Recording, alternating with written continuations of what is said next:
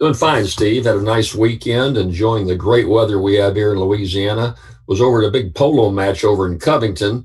Then I went and checked out my sailboat in Mandeville. And all in all, I had a really nice weekend. So should have done a little work. I didn't do it. So we're making it up here today and all this week and getting into a lot of Louisiana issues in the months to come. Not too much on the front burner now.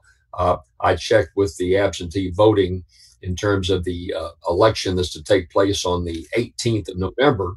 And I think the turnout is looking to be less than 10% of this early stage when it comes to absentees. Secretary of State Tom Shetler predicted 10% overall. So that's not too exciting news for us, quite frankly. And but we'll get a chance to talk about that maybe as it gets a little closer down the line.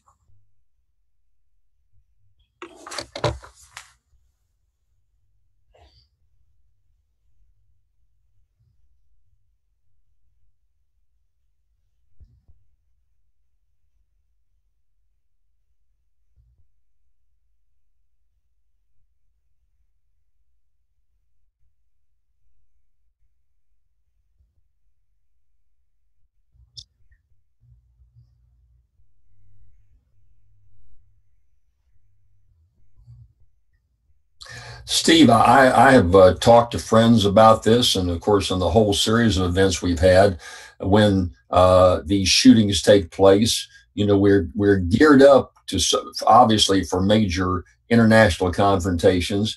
To some degree, we anticipate the terrorists making a strike here, but all of a sudden, these lone wolves that we never heard of back, there was an occasional shooting of someone who committed suicide, shot his wife or shot, and he kind of overdid the family. But we just are in a whole new world today where people go in to have their 15 minutes of fame, obviously, who have mental problems, and go into a church. We've been several churches that no one ever in the past ever heard of someone going into a church and massacring everybody in the church.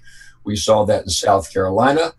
We've seen it in several other locations. We've seen the terrible school uh, murders that took place up in Connecticut, and now we've got it, Texas, and then it just you couldn't paint a worse picture, Steve. This is a very small community; only 500 people live there.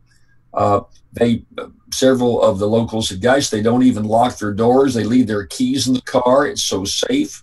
No one thought there was any problem at all. The shooter, I understand, came from about 30 minutes away, but still from a very rural surrounding. And uh, we have Las Vegas, we have this. And Steve, we're in an open society. And I talk about that a good bit on my website at JimBrownUSA.com. I post columns every week about government overreach when it comes to our personal freedoms and our personal rights. And is this the price we pay of living in a free country? Many people are going to say yes, but it's at the point to where more and more we're afraid of where we go. I mean, last week there was the Walmart shooting. Guy walks into a Walmart. You can't even go into Walmart without being fear of having a gun with you. Now, interesting, Steve, in the Walmart situation, I'm told that 6 or 7 of the people that were shopping in Walmart at the time all hid and pulled out their guns they had with them. And so, look, I'm a gun owner. I've hunted all my life. I've lived in a rural area for a good bit of my life where I wanted a gun for some protection and also for hunting and shooting. I'm certainly not advocating any taking away the guns, but we had this terrible situation. So the pendulum now, people are calling for the other extreme. Does the preacher on Sunday morning have to do some target practice on Saturday just in case of the terrible thing happening? We're in a real dilemma in this country. I wish I knew an easy answer. I've been in Louisiana politics for 28 years. I, excuse me, Steve. I follow what goes on in all the other states, and I don't have an easy answer. Diligence, And it's a question of how far you go to cross the line. Our law enforcement people out there have the keep your eyes open. If you see something, say something. How far do you go without turning us into a vigilante state, or a state that reflects 1984, George Orwell, where the government knows everything you're doing? So we need to have a real national debate of where the reasonable line is. And right now, we don't have any idea. Okay, so I got a note here says that I think David Lee Wilson said need an app that reads lips for Stephen. So apparently initially my audio wasn't working. If it is working, please let me know. I made some changes on my side. What happened was Microsoft updated the computer, and in doing so changed the settings. But I think that I just fixed it. So please let me know if you're getting my sound. I'm gonna check my Facebook page too, Steve, just to be sure, and post Okay, well, mine. yeah, we definitely have your sound for sure. Okay, so it gets to the issue of when do we discuss problems after tragedies like this. And in doing so, change the setting. Okay, we're You're on. coming good on Yeah. my end, right? Okay, so when do we begin to discuss? Look, when the Scalise thing happened, I mean, I basically said at the time, let's not discuss it right now. The shooting, this is we're all, in a sense, hurt inside. The last time we had a horrible shooting, the president went right out and started talking about terrorism and how and his legislation. And now we have another shooting, and the debate is continuing whether we should talk or not. Now, I'm not talking about whether or not we should whether we should say control guns or anything of that nature. I'm just talking about when is the proper time to talk about it, whether it's guns or whether or not it's say a terror or a mass shooter at a church or whatever, or somebody plowing down with a truck. When do we talk? Steve, of course, I think we're going to have to differentiate. You've got the very difficult subject of profiling when it comes to someone who mows those peoples in New York in a truck, and then jumps out and says, praise Allah, or praise God. Obviously, someone responding from a terrorist point of view. But if you look at what's happened to us recently down in our part of the country, you've got the Walmart situation we talked about last week, Sandy Hook, you've got Las Vegas, you've got the Texas shooting a couple of days ago, the Baton Rouge situation where a gunman killed several police officers, Lafayette, Louisiana, where the guy shoots up a movie theater. And these weren't terrorists who were trying to do so on behalf of ISIS or some terrorist group. These were, in most instances, someone with some serious mental problems. Unfortunately, most of these killers turn the gun on themselves before we can debrief them and try to get into their minds as to see what happened. But there are people that never should have had a gun in the first place. And I think there's certainly room to debate the fact of the background checks and how you qualify to have a gun. Yes, it's a Second Amendment right, but that right's taken away in many instances.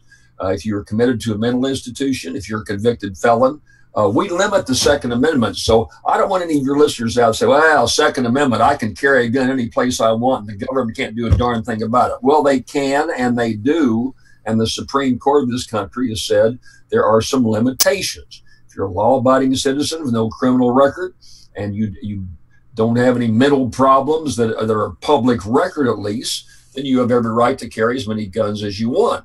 But there's a derangement with these individuals that often get lost in the flow. We found that true with the shooter that took place over in Lafayette. I was personally involved in that shooting from this point of view. My family, on my wife's side of the family, owned that movie theater over in Lafayette. Terrible shooting. I got the word of the shooting, I think, at 9:30 in the evening. No, at 10 o'clock. I was in bed. And I got a call about what happened, and I was on the road 5 minutes after I jumped into my sweat clothes. I was there at 11 o'clock in Lafayette, and just to try to give some kind of balance and see what could be done from the family's point of view.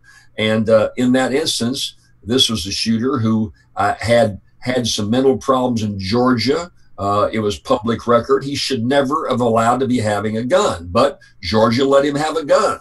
I don't advocate the federal government taking over and doing all the background checks, but states need to do their job. And in instances, they haven't done so. I don't know about this guy in Texas, but I don't think it's going to be an easy, quick, overall one law solution. It's going to be a state-by-state effort to do a much better job of searching out those who've got no business having a gun, Steve. And I hope that debate starts. And that's where leadership comes in.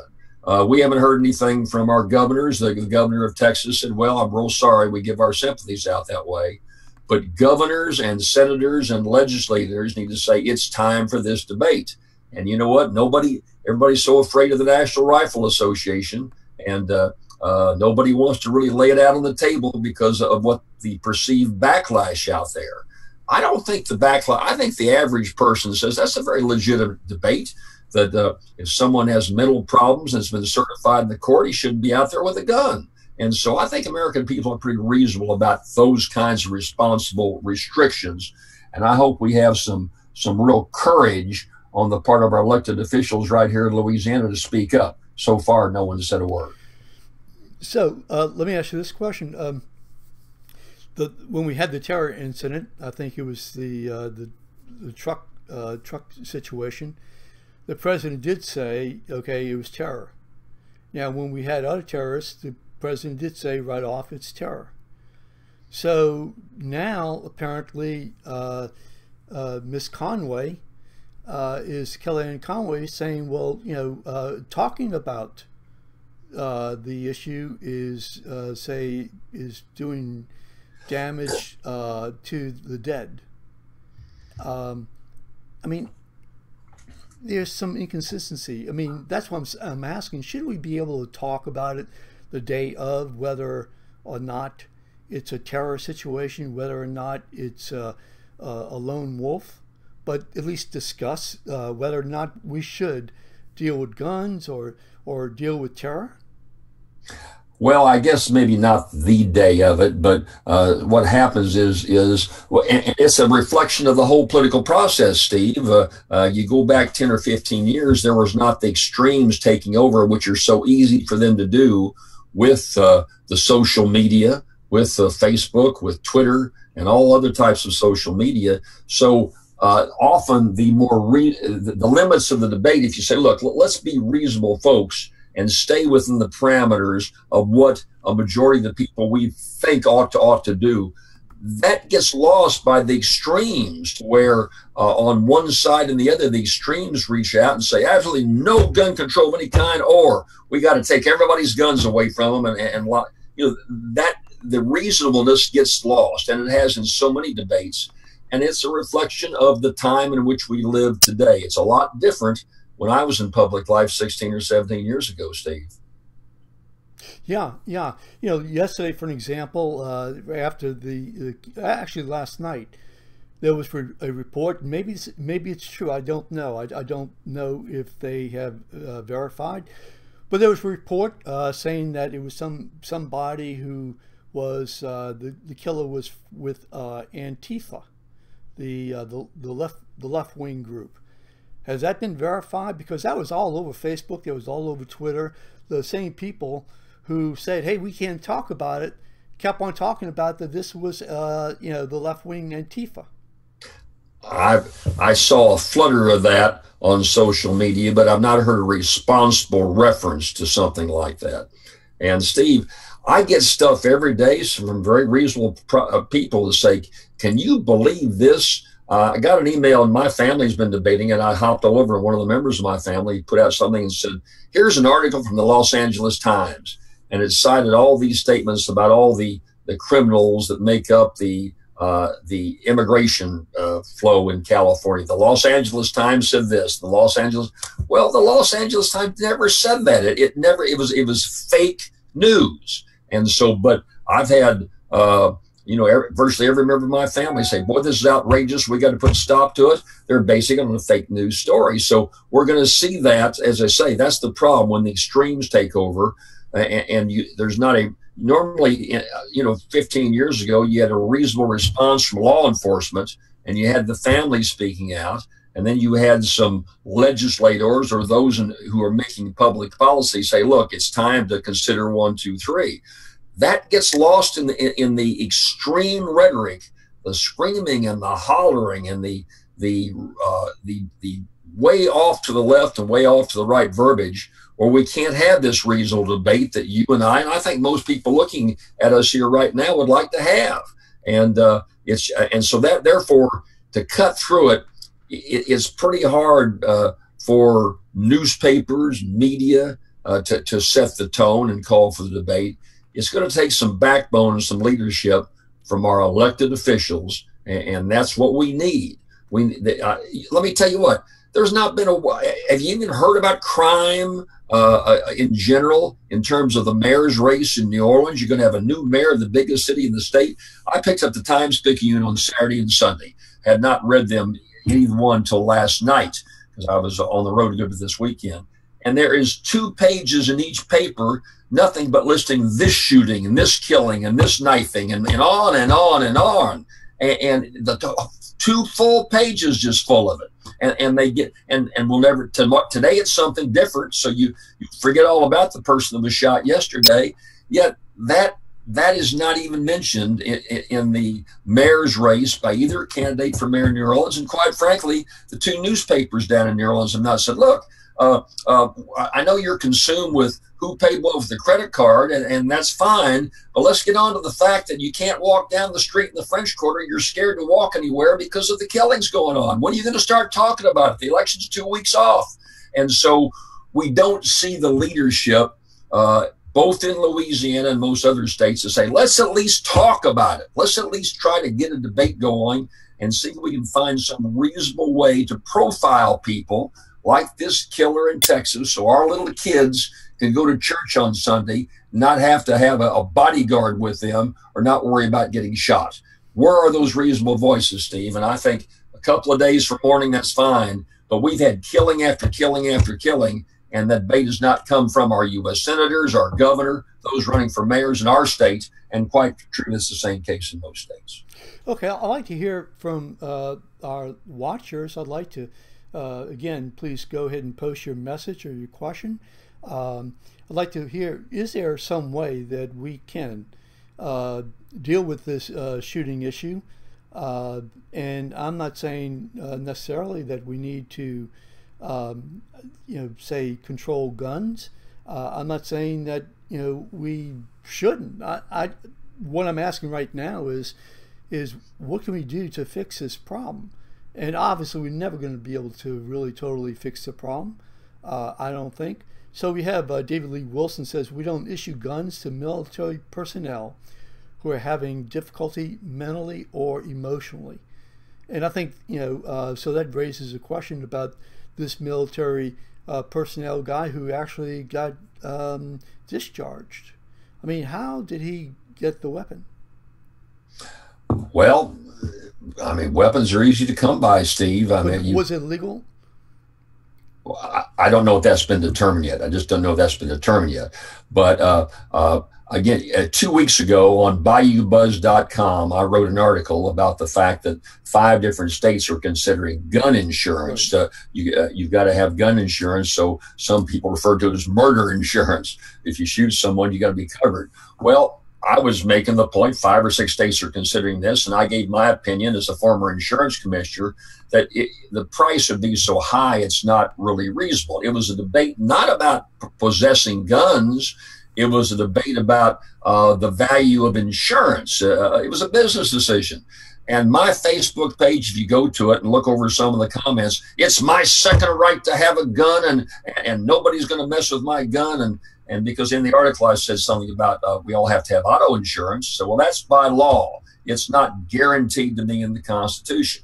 Well, according to those people that are so vehement, then every shooting that's taken place, those people had the right to have a gun. and there's not a thing we can do about it. Just, I guess in high school, let's teach everybody to shoot a gun and hand one out, and it's every man for himself, woman for himself.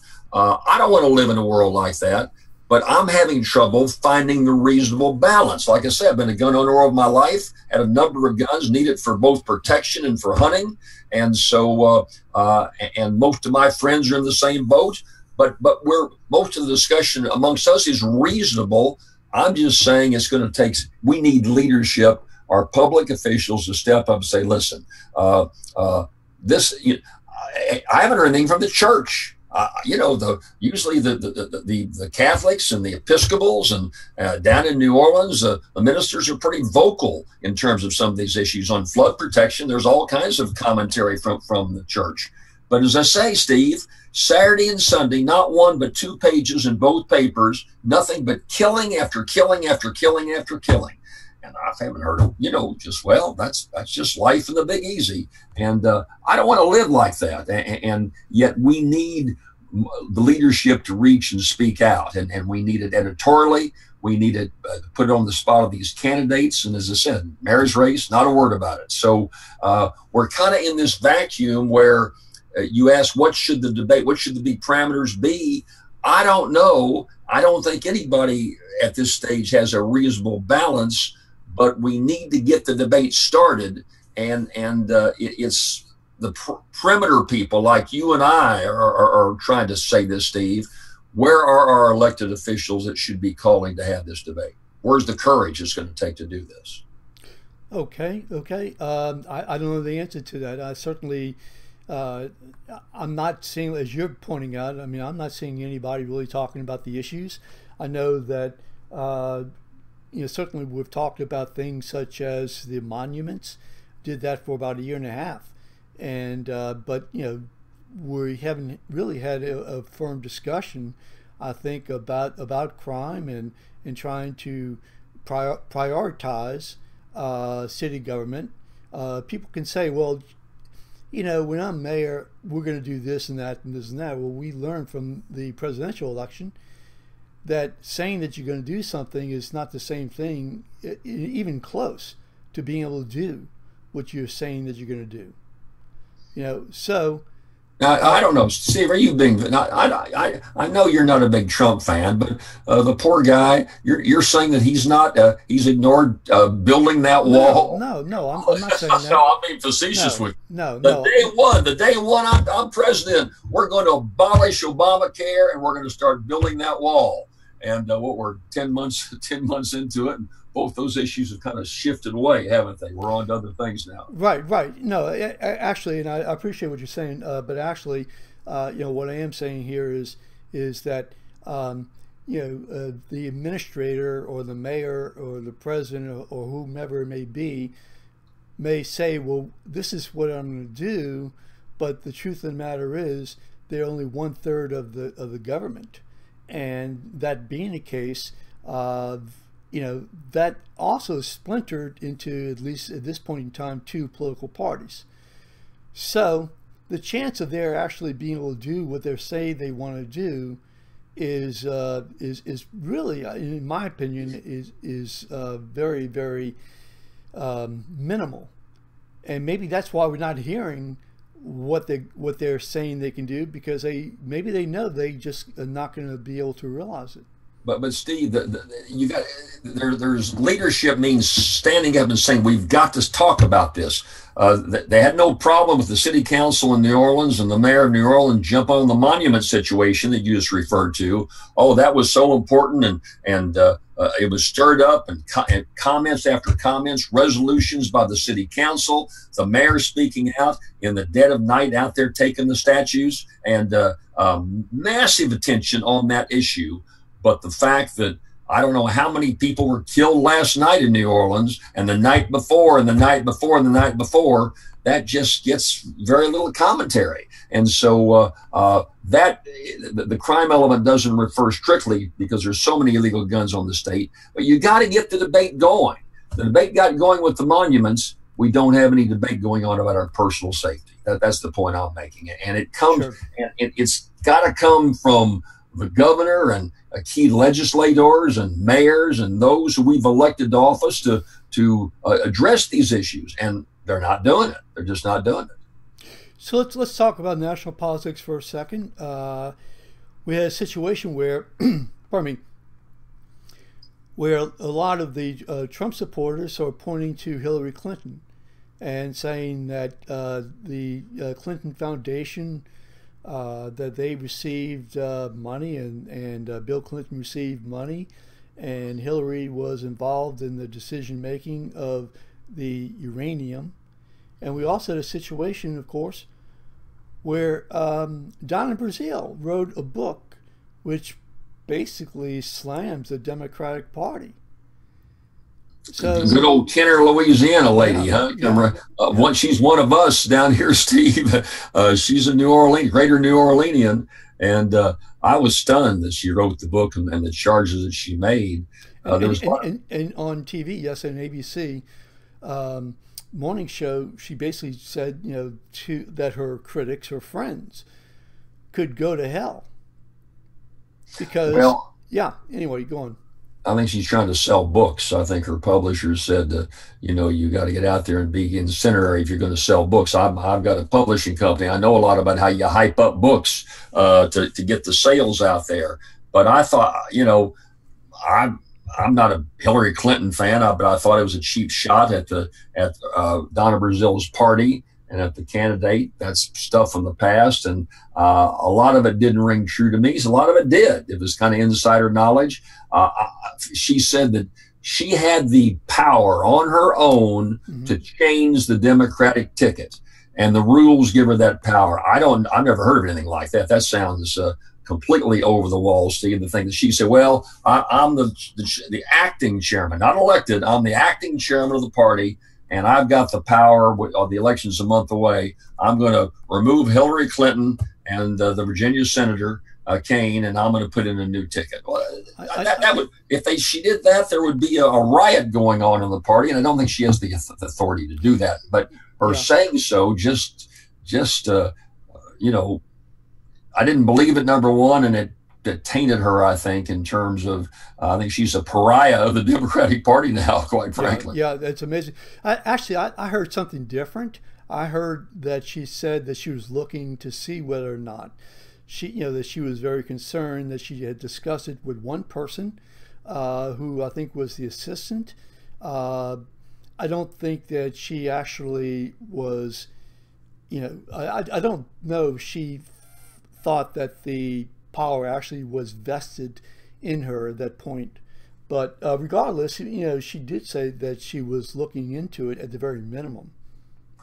Well, I think she's selling books from her perspective. She's, the old line, the Clinton folks and the Debbie Wasserman Schultz, who was the chairman, they're all kind of out to pasture now. I think the future of the Democratic Party, whatever it may be, rests in newer, younger leadership. Our governor of Louisiana is being touted as the only governor in the state who's a Democrat and elected Democrat. And so I think you're going to see some newer faces out there. I thought Brazile, before the book came out, was old hat, which she was kind of water over the bridge. It wasn't going to be that relevant in the future. And so this book is maybe her last swan song. And I also read that as of some bitterness. She looks like she's doing some payback. Apparently, she felt like she wasn't treated properly either during the campaign or after the campaign. And so it looked like the incendiary stuff was sells books, but it also is her payback for some bitterness that apparently she holds. That's how I read it, Steve. Well, I mean, I don't know, quite frankly, if she should be complaining, given the fact that she actually helped the Clinton campaign with the debate. Am I correct about that? But she was a CNN consultant, was on CNN regularly, and during the CNN debate, although she didn't moderate, she had access to some of the questions that potentially could be asked, and she shared those, working for CNN, who was carrying on the debate with the Clinton campaign, which ethically, looked like something way over the top. And apparently, when she did that, I'm just surmising, Steve, that some people within the Clinton campaign really reacted badly and said some nasty things to her about her, and therefore she's brought out all this vindictiveness that we've seen in this book. And there'll be a lot of people want to read it. In a book like that, first thing they do is open up to the back to the index to see if their name is mentioned. It's the first thing they do, and then that automatically sells books. I've told several of the authors I work with, look, if you're writing a nonfiction, pad up those names. If anybody even whisks in the book at all, put their names in there because they're certainly going to buy it. So you want to have a big, thick index. Right, absolutely. So I'm looking at a couple of tweets right now. Here's one from Donald Trump Jr. Says, so now, according to Team Hillary, Donna Brazile is a Russian stooge. You can't make this up. How's she? I didn't. That's tried what to follow yeah. as best I can, but Yeah. now Donald Trump Jr., who's he and his brother-in-law are kind of being asked to get away from the White House now, is continuing to stir up the debate through Twitter. I'm not sure how is Brazile the stooge. I haven't seen her tied to the Russian investigation. I mean, everybody, both campaigns in some way are tied. And let me say this: there might be some people out there, Steve, that say that, oh, Brown is beating up on the Republicans, and I'm not at all. I don't think there's been anything in the Paul Manafort and who was the other fella, George Papadopoulos, both indicted. I think Papadopoulos pled guilty. They were both those guys were dealing in issues with the Russians that go back to 2014, before Trump even announced for president. And the charges were brought for, maybe covering it up here now, but I see nothing to link the charges so far to the Trump campaign in any way. I thought that was way overplayed, quite frankly. And so, and then you got Mueller and our stout ethical justice department leaking information about grand jury decisions to CNN, who reported it a couple of days early. So the whole thing kind of stunk to me. Well, so we're not exactly sure if they linked or not, and so I mean, we don't know who actually leaked it. I mean, we really don't. Well, you got a grand jury, and CNN says, "Get ready, Manafort is going to be indicted tomorrow." I mean, somebody. We don't know if they got it from the grand jury. It could have been Manafort's attorney. It could have been Manafort himself. It could have been somebody who heard it from Manafort. It could have been a clerk. I mean, we don't know. Until we know. I mean, I think you can assume it, but I don't know if we can say that they did. If anything, they went way out of their way to make sure that George Papadopoulos, whatever his name is, nothing leaked from that. Well, you said we can't be for sure, and maybe not. But look, Steve, you and I are lawyers, and I've had a lot of personal experiences with grand jury leaks. We saw it in New Orleans in the bridge case with those police officers, where the prosecutors who were prosecuting him are going on to the online in the newspaper and talking about all kinds of things going on in the grand jury. So for anybody to play innocent and tell me, grand jury doesn't do anything like that, hey, you better wake up and smell the roses, folks, because I can give you lots and lots of examples.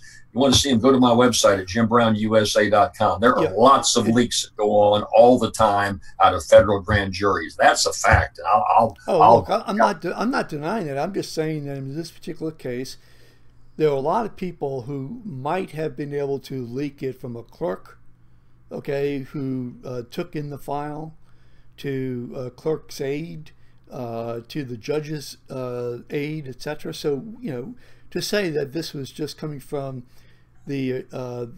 say from Mueller or his team, I don't know if we can say that. I mean, it's illegal. It's illegal. It's illegal to do that, to leak grand jury information. So I hope Mueller who's investigating the highs and lows of the Trump situation will also investigate the leaks. He's got every prosecutor who's ever been involved. I never saw such a staff. The guy looks like he's got hundreds of people on his staff investigating the Trump campaign. I hope he'll put a few of those people on why they can't keep the leaks from coming out in their own investigation. Sure. No, look, I agree. I agree. You can't prosecute somebody who is breaking a law if, in fact, your team is involved in breaking a law. And I think that you have to, pursue that as strenuously. I'm just saying I don't know if there's anything there. I disagree with the other point, and that is that, to say that, I think a lot has come out regarding, I guess the admission from George Papadopoulos. A lot has come out. Does it prove, that there is, say, collusion? No, but what it does is it shows that there were active agents who were out there trying to connect Russia and the Trump campaign, and not enough was done within that campaign to be able to build a firewall. On Friday we find out that the guy who was going to be the Commissioner of Agriculture backed away. He says it's because Trump is not going to get a fair shake. Some people, including myself, believe that that he is now somewhat implicated because the emails were going to him. Well, the thing I think most Americans are concerned about is that Donald Trump win the 2016 election, and because of influence that came from the Russians, of which he was a participant or his people were participants. Well, that's a lot to prove, though. Of course, it's a lot to prove, but Manafort, he made a lot of money, and you're supposed to register as a foreign agent, and he didn't do so. Well, that's a violation, but I'm not sure that alone brings down the whole Trump campaign of the election being tainted. It's got to go a lot further than this. There's a criminal issue, and there is, I think, just a national defense issue, and they're separate. The national defense issue deals with our democratic process, in my opinion, and that is whether or not the Russians or anybody else contaminated, not necessarily stole the election, not given the election, but whether their actions contaminated the election in some way that we have got to learn from it, and we need to protect against it. So to me, that's issue number one. Donald Trump's burden. That's not a Trump burden. That's something we should look at for the system. Donald Trump is not doing anything along that line, though, and that is the thing that infuriates me the very most. In fact, what he's doing is he's denying it to such an extent that he's actually causing more problems for us in the future. The president should be ahead of this instead of saying, well, it may be the Russians, maybe the Chinese, maybe the 400-pound guy from New Jersey. Well, first of all, I'm not a bit surprised that the Russians didn't try to taint in some way the election. We've been doing that to countries all over the world for the last 75 or 80 years, Steve. That's kind of what, if you read the dossier on JFK that was released 3 weeks ago, the CIA had 10 different scenarios as how to assassinate Castro, and it was all laid out. We meddle in elections and in candidates all over the world. I'm sure the Russians do the same thing, so I'm not surprised they tried to taint it. But were they in collusion, or were they some conspiracy with the Trump campaign? That's what I'd like to see. There you're getting into criminal activity on the part of the president. Sure. And so far, I just haven't seen anything like that. Okay, but just because we did that to, say, Cuba and Castro at the time, and sure, we've done things with the CIA in other parts of the world, but the question to me is, so what do? We just throw up our hands and just say, well, okay, no big deal? No. No. We find ways. Ourselves. It's a cyber war now, and so we've got to put up better cyber security. We obviously but when the president of the United States is denying it, that's not a problem. Well, who's denying what? What are they denying? The president of the United States is denying that the Russians were even involved, calling it a hoax, calling it, all kind of names, suggesting it's not the Russians at all. Well, I've never heard him deny that the Russians took no action. It's a question of whether, number one, his people knew about it. Number two, did it actually affect the Oh no, result? no, no. He definitely has denied at different times, and he goes back and he says, "Well, it could have been the Russians. We think it's the Russians." I mean, come on. I mean, you got the government who's trying to say the Russians have infiltrated our voting system, and the president of the States is doing nothing. But I agree. Look, that has nothing to do with the criminality issue. The criminality issue, I think, is pretty clear in my mind, at least, and that is that that there was active actions on the part of certain players in Russia and certain players here in the United States with the Trump campaign to at least um, get information from one another. And whether or not they colluded or another is a little bit of a different issue. And whether or not it had an impact, to me, that is really kind of irrelevant. I'm not even looking to see that because that's something you cannot prove. I don't believe you can. And I here's don't a think you can quote, prove it. Steve, a very prominent white collar defense lawyer, guy Dickerson Wright, who is out of New York, says there's a significant difference between the Russians having dirt and offering the dirt and someone asking the Russians to commit an illegal act to obtain the dirt. So, if there was a meeting and the Russians said, we're going to offer you something, did we take it? There is so many unknowns right Oh yeah, now. I'm not saying. Not look. I agree, but let me say what happened today. At least according to Bloomberg, I don't know if you saw it, but according to Bloomberg, the Russian lawyer who came over there and met them on June 9 of last year, basically, according to the article that I read, that she said that Don Jr.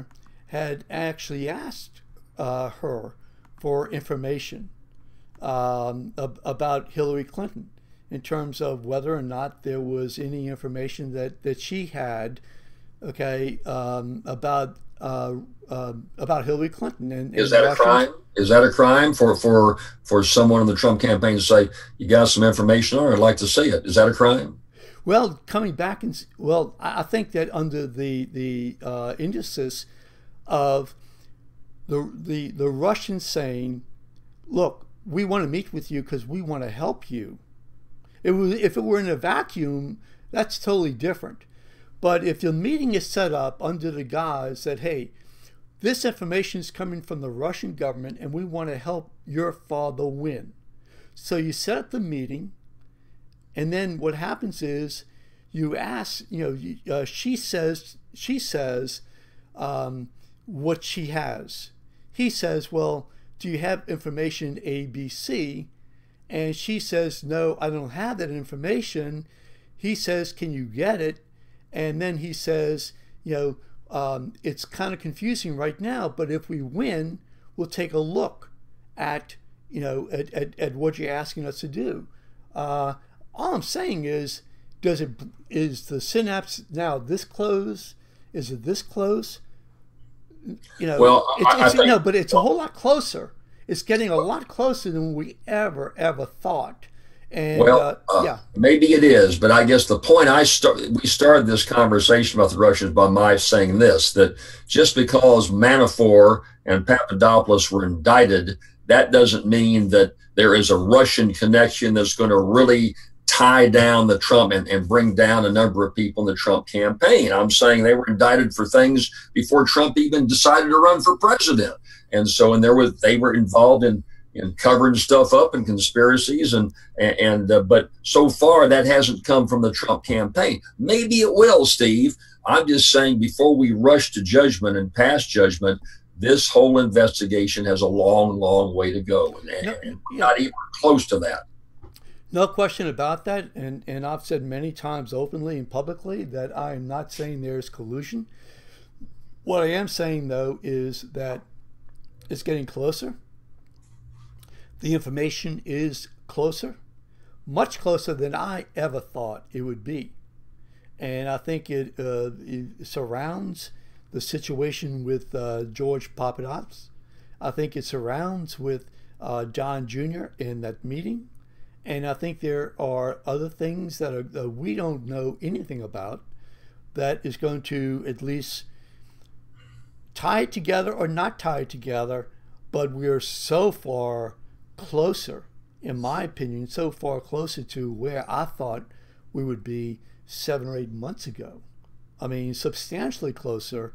And I think that given the indictments and given the possible Flynn indictment and given the fact that, this thing with Don Jr. is now as close as it is, okay, even if it's 10 million miles away, I think that, there is at least some possibility that you can argue that there has been some collusion. And I think the more slam dunk case in my side, from my standpoint, is some type of obstruction of justice. To me, I think that is, it's a slam dunk. But boy, you have signed, sealed, and delivered the indictments. You convicted the guys, and this thing is over. We might as well go fishing right now. And I'm not saying you could be right. I'm just saying I'm not willing to pass judgment at this stage because there's so many unanswered questions. There are some legitimate questions about how this case is being handled by good guys. You can almost fight an army with all the people that Mueller has hired. It would cost us. This thing's going to cost us $100 million to when all is said and done, maybe more than that. Comey, who's now on the staff working with Mueller, who was the attorney general, who was fired by Trump, he's got an axe to grind. So, there's no clean hands in this thing from my point of view. I want to wait for a lot more information to come out, look at the motives of who's saying what, and let the system work a little better. I just don't want to rush to judgment. Well, let me say this. Also, I believe that it's almost a slam dunk in terms of Bill Clinton and Loretta Lynch.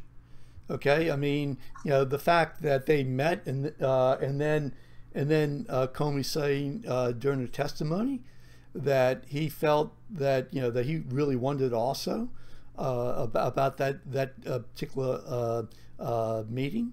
I mean, it's not just one-sided.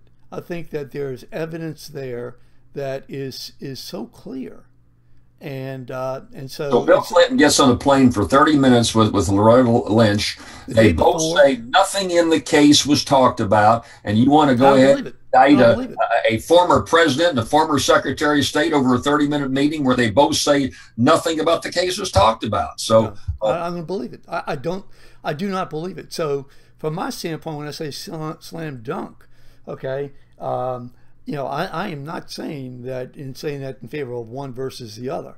Okay, I do think that the obstruction case is a lot closer than the collusion case. The collusion case is actually getting much closer. I think that that the powers to bear ought to definitely look at the Clinton Lynch situation, because to me that was horrible.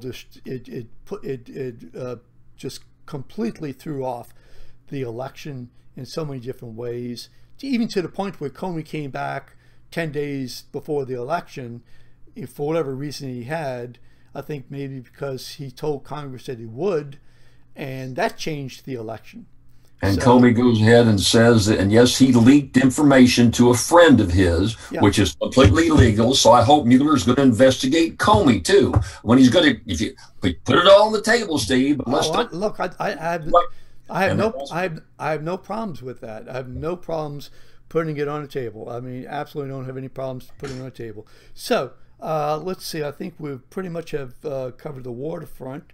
I think we've given our listeners plenty of fodder to agree or disagree, and we hope they do. I hope they'll write us. I hope they'll read my columns on BayouBuzz.com. I'm working on one this week about the appalling election we're having, why we're having it again in the first place. And so we'll have plenty more to talk about.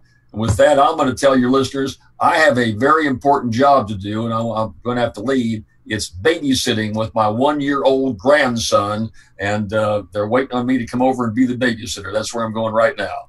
Okay, Jim. Listen, take care of yourself. I'm glad we were able to get this thing going. I appreciate it. Take Okay. care. Okay. Take care. I'm going to say goodbye to everybody. Thank you.